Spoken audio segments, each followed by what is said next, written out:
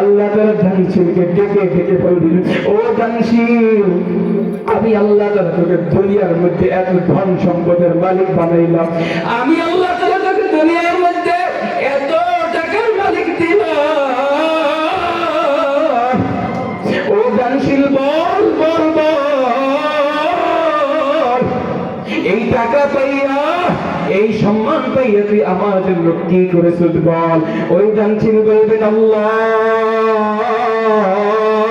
তোমার এই ধন সম্পদ টাকা পয়সা পাইয়া আল্লাহ আমি তোমার জন্য ব্যয় করেছি রে মালিক। এমন কোন খাত নাই আমি আল্লাহ যেখানে ব্যয় করি নাই। আল্লাহ তাআলার কাছে বলবেন, আল্লাহ, তোমার এই টাকা ধন সম্পদ পাইয়া আল্লাহ আমি মানুষদেরকে খাওয়াইছি, আল্লাহ সিলাহের আত্মীয়তার বন্ধন রক্ষা করেছি, আল্লাহ সহায় মানুষদেরকে খাওয়াইছি। আল্লাহ এমন কোন খাত নাই যে খাদের মধ্যে ব্যয় করি নাই। আল্লাহ মসজিদের মধ্যে ব্যয় করেছি, আল্লাহ মাহফিলের মধ্যে ব্যয় করেছি। আমার আল্লাহ তাআলা ডেকে ডেকে বলবেন, ও দানশীল, কার জন্য করেছো, কার জন্য করেছো? ওই দানশীল বলবেন, লিল্লাহি রাব্বিল আলামিন, আল্লাহ তোমার জন্য করেছি, তোমার জন্য করেছি। আমার আল্লাহ তাআলা বলবেন, দানশীল, খবরদার খবরদার খবরদার, তুই আমার জন্য করছ না, দুনিয়ার মানুষকে দেখাবার জন্য করেছো। দুনিয়ার মানুষ তোকে বড় দানশীল বলে ডাকবে, এই জন্য তুই করেছো। দুনিয়ার মানুষ তোকে বড় সম্মান করবে, এই জন্য তুই করেছো। যা যা যা, দুনিয়ার মানুষ তোকে বড় সম্মান করেছিল, দুনিয়ার মানুষ তোকে বড় ইজ্জত করেছিল, দুনিয়ার মানুষ তোকে বড় দানশীল বলে ডেকেছে। এ গোলাম, যা, আমি আল্লাহ তাআলার দরবার থেকে তুই হারাক হয়ে যা, আমি আল্লাহ তাআলার দরবার থেকে তুই দূর হয়ে যা। দুনিয়ার মধ্যে মানুষ তোকে বড় দানশীল বলে ডেকেছে, দুনিয়ার মানুষ তোকে বড় সম্মান করেছে, তোকে ইজ্জত করেছে। যা যা যা, আমি আল্লাহ তাআলার দরবার থেকে তুই হারাক হয়ে যা। এরপর আল্লাহ তাআলা দানশীলকে ফেরেশতাদেরকে, আযাবের ফেরেশতাকে ডেকে ডেকে বলবেন, ও আযাবের ফেরেশতার দল, এই দানশীল বান্দাকে উপর করে শোয়া বলে টেনে হেসে জাহান্নামের আগুনের মধ্যে নিয়ে পালাও। আল্লাহ তাআলা আদেশ পাওয়া মাত্র এই দানশীলকে টেনে হেসে জাহান্নামের মধ্যে নিয়ে পালাই। এরপর আল্লাহ তাআলা ঠিক তেমনিভাবে হাজীকে ডাক দিবেন, বলবেন, হাজী হজ করেছো? হাজী বলবেন, আল্লাহ হজ করেছি। কার জন্য করেছো? আমার জন্য, আল্লাহ তোমার জন্য করেছি। আল্লাহ তাআলা বলবেন, খবরদার, মিথ্যা বলবে না, মিথ্যা বলবে না। এ ঠিক তেমনি আল্লাহ তাআলা হাজী সাহেবকে জাহান্নামের মধ্যে ফালাইবেন। এ পাঠামার মুসলমান, ঠিক তেমনি ভাবে তোমার মালিক আর আমার মালিক আল্লাহ তাআলা একজন নামাজি ব্যক্তিকে ডেকে ডেকে ডেকে বলবেন, এই নামাজি ব্যক্তি নামাজ পড়েছো? বলে, যারা নামাজ পড়েছে তারাও বলবেন, আল্লাহ নামাজ পড়েছি। যারা নামাজ পড়ে নাই তারাও বলবেন, আল্লাহ নামাজ পড়েছি।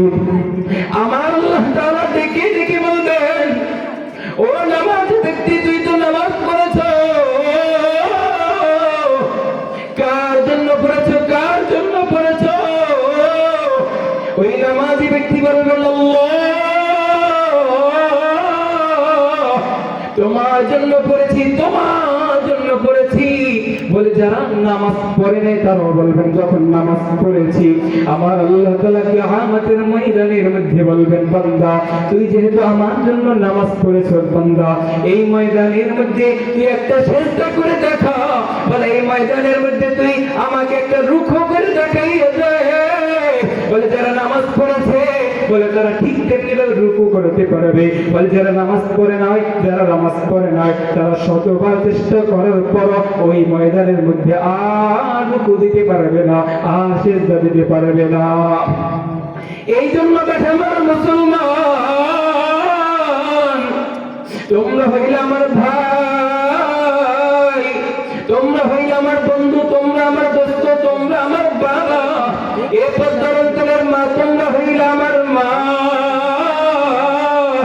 এই জন্য এই দুনিয়ার মধ্যে যতদিন থাকবা আর কোনদিন মিথ্যা বলবা না, বলে এই দুনিয়ার মধ্যে যতদিন থাকবো আর কোনদিন হারাম খাবো না, বলে এই দুনিয়ার মধ্যে যতদিন থাকবো আর কোনদিন অসৎ পথে চলবো না, বলে এই দুনিয়ার মধ্যে যতদিন থাকবো 5 ওয়াক্ত জামাতের সহিত নামাজ পড়বো।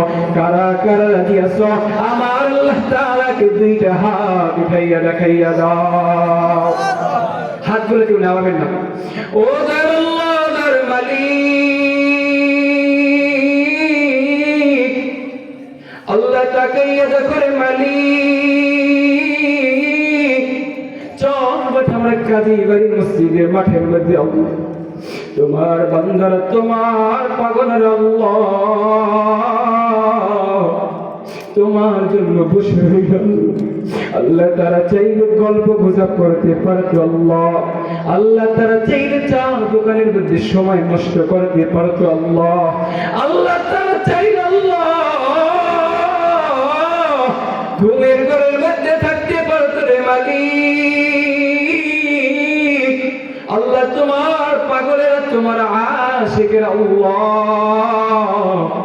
তোমার এই ময়দানের মধ্যে তাকাইয়ে দেখো তওবা করতেছে রে মালিক, আর কোনদিন মিথ্যা বলবে না, আর কোনদিন আল্লাহ হারাম খাবে না আল্লাহ, আর কোনদিন আল্লাহ বেহায়াপনা উলঙ্গপনার মধ্যে চলবে না।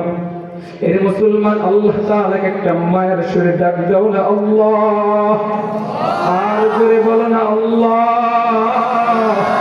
একটু মায়া লাগাইয়া বলো না আল্লাহ, চিৎকার করে বলো না আল্লাহ। আল্লাহ তুমি এই বান্দাদেরকে আল্লাহ তওবা কবুল করে নাও, আল্লাহ তুমি তাদের তওবা কবুল করে নাও। সকলে বলেন আমিন।